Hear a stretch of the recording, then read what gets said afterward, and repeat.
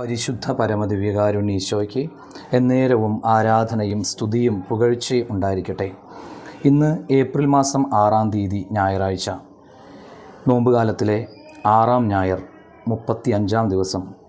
കർത്താവെ, അങ്ങയെ ആരാധിക്കാനും അങ്ങയോടൊപ്പമായിരിക്കാനും പുതിയൊരു ദിവസം കൂടെ തന്നതിനോർത്ത് നന്ദി പറയുന്നു. ഈ ദിവസം മുഴുവനും ഞങ്ങൾക്ക് കാവലായി, സംരക്ഷണമായി അങ്ങ് കൂടെ ഉണ്ടാകണമേ. ഞങ്ങളുടെ ജീവിത നിയോഗങ്ങളിലേക്ക് അവിടുന്ന് കടന്നു വരണമേ എന്ന് പ്രാർത്ഥിക്കുന്നു. യോഹന്നാൻ്റെ സുവിശേഷം 10-ാം അധ്യായം 15-ാം വചനത്തിൻ്റെ അവസാന ഭാഗമെന്ന് ധ്യാനിക്കാം. ആടുകൾക്ക് വേണ്ടി ഞാൻ ജീവൻ അർപ്പിക്കുന്നു. ഈശോ നമുക്ക് വേണ്ടി ചെയ്യാവുന്നതിൻ്റെ മാക്സിമമാണ് ചെയ്യുന്നത്. മരണം ഏറ്റെടുക്കുന്നു. നമ്മെ ഒരുപാട് സ്നേഹിക്കുന്നവർക്ക് വേണ്ടി നാം സഹനങ്ങൾ ഏറ്റെടുക്കാറുണ്ട്.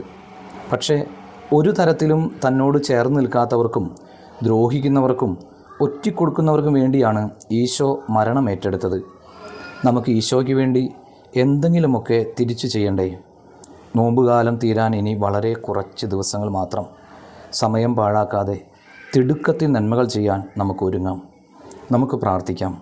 ഈശോയെ, നിന്നെ പ്രതി ഞങ്ങൾക്ക് ചുറ്റുമുള്ളവർക്ക് ധാരാളം നന്മകൾ ചെയ്യാൻ ഞങ്ങളെ ശക്തിപ്പെടുത്തണമേ. എല്ലാവർക്കും നല്ലൊരു ഞായറാഴ്ച ആശംസിക്കുന്നു.